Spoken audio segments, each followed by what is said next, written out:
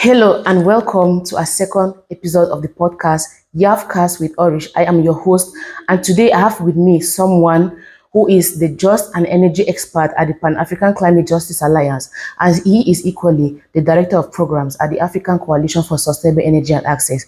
He is Mr. Eugene Fongwa, who is present with us here today. Welcome, Mr. Eugene Fongwa, and thank you for your presence. Thank you so much for having me on this podcast. Okay, it's a pleasure to have you in our midst today. We've heard so much about you, and we were really looking forward to having you in our midst today to talk about energy, renewable energy to be precise, and its winning advantages in today's energy mix and today's world. So before we continue, I would like us to please turn on our notification buttons, like, share, comment, because we need to grow, and we only grow by you give us your comments and giving us your reviews. Thank you. So I would like to start by asking you, what is renewable energy and what do you think is its winning advantages in our today's world? Thank you so much. I think that's an important question because many people use the expression renewable energy without really taking time to think about what is. Some people use it to mean clean energy. Mm-hmm. Some people use it to mean sustainable energy. But each of these expressions has a slightly different meaning. Renewable energy, I think the definition is in the name. It's energy that is supposed to be available perpetually, which means that as you use it, it doesn't deplete. And the conversations around the need for renewable energies emerged at a time when there were concerns that something like fossil fuels are depletable. And so if we deplete them, then countries need to think about other sources of energy that we cannot deplete. And so the expression renewable energy emerged from that conversation. But it has morphed today to also include energy that is coming from sources that are clean. So we're talking, for example, wind, sun, solar energy, to some extent hydroelectricity, and also some people would even put biomass in that category, provided that the trees that we cut for biomass can regenerate quickly enough for us to consider that it's renewable. Okay, thank you very much. That's quite fascinating. So what will you say are some advantages of renewable energy compared to the conventional sources that we are all used to? I think perhaps to answer that question, I start with the disadvantages of the conventional sources of energy. Throughout the industrialization of our modern world, we have relied on fossil fuels. These are petroleum products, but also coal. Petroleum products will be petrol and gas, and then coal, which is the solid form of those hydrocarbons. And these minerals, these fuels, as you burn them, they produce a lot of pollution, and they are today considered to be responsible largely for global warming because fossil fuels produce up to 75% of greenhouse gases of today. So renewable energies have the advantage that they do not produce these emissions, at least not as much as you would expect from fossil fuels. So that's the first advantage, which is an advantage for the planet. But also there is an advantage in terms of energy access in that they're easy to deploy locally. So you can easily have decentralized solutions. You can even have solutions on single rooftops. So people who are outside of the grid can easily access electricity through renewable sources. So you can have, for example, a small solar farm that is feeding electricity, say, to a community of 100 households, for example. It's also, in the long run, cheaper to operate. The upfront costs may be high for individuals, but they are generally considered to be cheaper to install, easier to maintain, and they provide all of these benefits, especially at this moment when the climate crisis is a big deal, and we all need to make our part in reducing emissions while providing electricity for our communities. Okay, so you say renewable energy is easy to deploy. So how do you see renewable energy shaping our future as, let me just say, as Africa, as an African continent? Broadly speaking, I think renewables are the energy sources of the future. There is a global understanding that we cannot continue to use fossil fuels because of the impact that these fuels have on the climate system. Okay. And so renewable energies are going to be the energies of the future. So that already tells you that it's in the interest of Africa to reposition itself to be a leader in the production of renewable energy. Okay. Africa lost out during what I can refer to as the first industrialization, the fossil-based industrialization. I think Africa has an opportunity to be a leader in what some have referred to as sustainable industrialization, which is industrialization that is based largely on renewable energies. Okay. The big challenge and the question that has arisen has been, what pathways can Africa take to reach that future that is just to the continent? Okay. And there are three things that policymakers in Africa would need to balance. The first one is their high levels of energy poverty on the continent. How do you quickly provide energy to the 630 million people in Africa without access to electricity, while at the same time ensuring that you're not increasing emissions? The second one is, how does the world come together to address the issue of Africa's fossil fuel resources that will be forgone in that process? Because in the mindset of the African policymakers, these are not just energy sources, they are also wealth.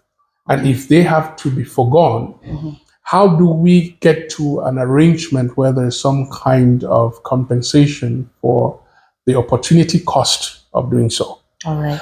And thirdly, there is need to also balance the need for Africa to industrialize. Africa has the lowest emissions, not because of anything, but because it's also the least industrialized part of the world. So in the minds of many people, the transition to renewable energy cannot be at the cost of Africa's development and industrialization. So these are very complex issues that the policymakers and even campaigners like us need to find a way of balancing. But there is no doubt in anybody's mind at this point that there is no future in which we have the current dominance of fossil fuels. It's quite fascinating how much knowledge lies in renewable energy and how ignorant we are as African youth, as Africa as a continent. So coincidentally, you mentioned 630 and we can see 630 behind us. So I would like to ask you, is there something particular about this figure 630? Yes, in the last 2-3 years, our work had focused on trying to have an understanding about what the transition means for Africa. What exactly does it mean? What does it look like? And how can it be achieved? And one of the conclusions we arrived at was that the transition will be a failure if it doesn't provide electricity for the millions of people in Africa without access to electricity. And currently the estimate is that about 630 million people in Africa, especially sub-Saharan Africa, lack access to electricity. All right. Now that number varies depending on who is quoting, but you have from 500 and something to about 650 and upward. So 630 is a rough average of the number of people in sub-Saharan Africa who do not have access to electricity.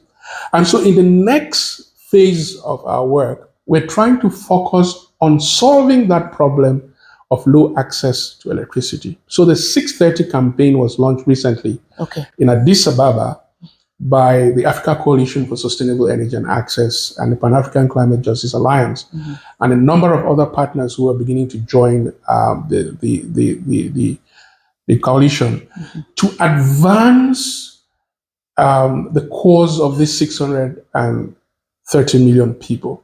And the core demand is that we are asking public donors, private donors, and anyone who is involved in investing in renewable energy to commit and invest at least $630 billion between now and 2030 to at least be able to provide electricity to these 630 million people. So the number 630 comes in both in terms of the number of people that need to be reached and the amount of money that is required to reach these people.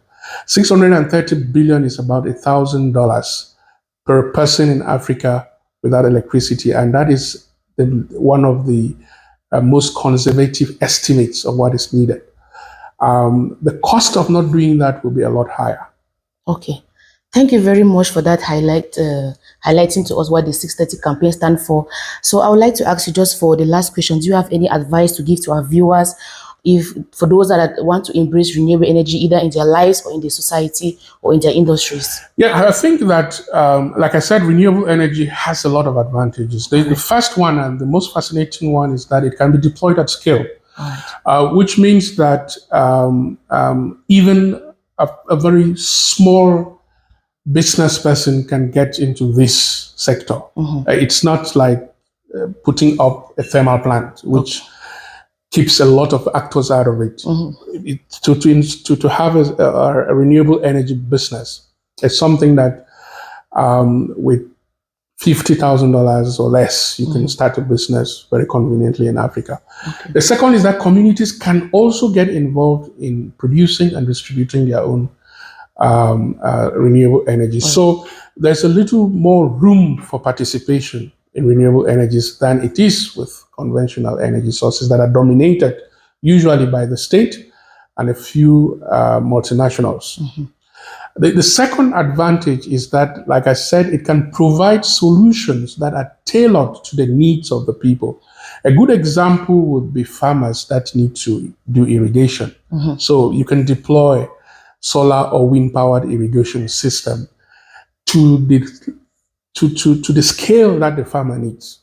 And you can replicate this across the landscape without limit. You may only be limited by the resources, but if it's in terms of the technical deployment, the possibilities are unlimited.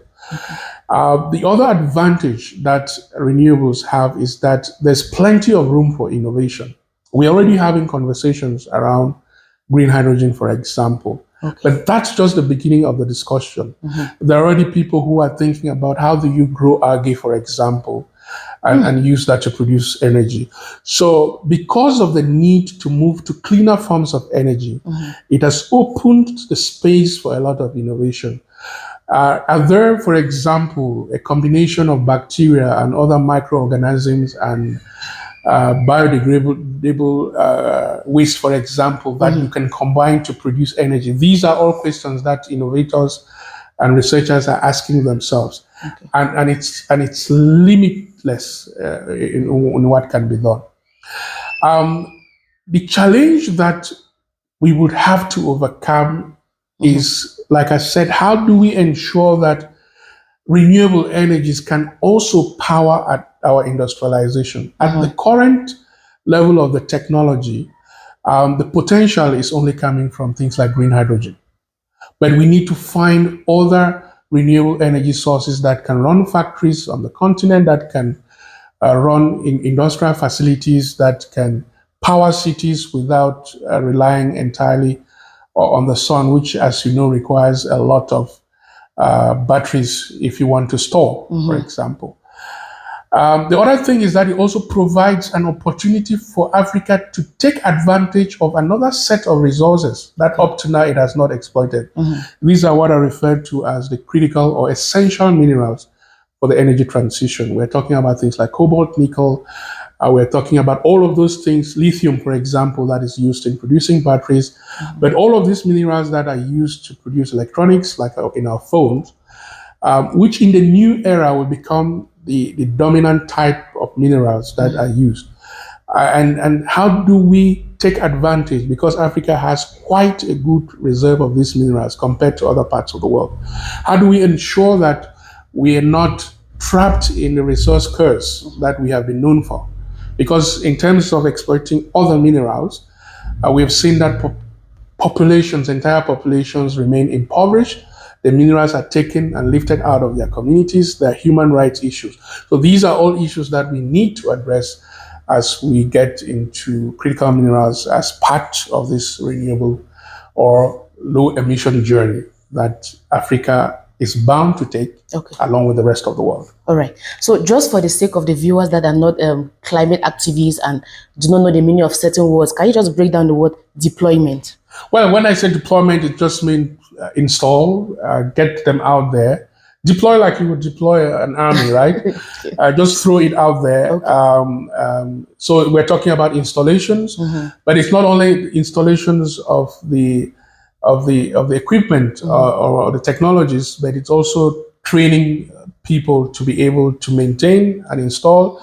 It also creating spaces for participation. I did mention that one of the advantages of renewable energies is that it increases the possibilities for more actors to be involved in the energy sector.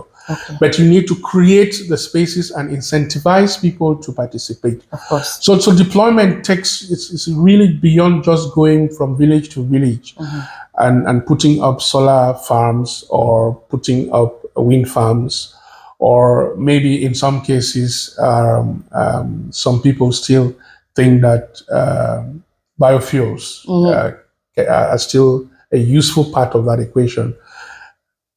Okay, thank you. Just to summarize everything that's been said, you've heard it from the expert. Renewable energy has a lot of advantages. Either you embrace it today or you embrace it today. Join the 630 campaign to help light up 630 lives in the sub-Saharan Africa by calling all the international communities, the organizations, then the global north to invest 630 billion francs, is US dollars. To light up the 630 lives in the sub-Saharan Africa. Thank you very much for joining us in our episode today, Mr. Eugene, and we hope to see you in our subsequent episodes. Thank you so much. So this is your host today. Thank you very much. This is your host today, Orish Mary, signing out. See you in our next episode. Thank you.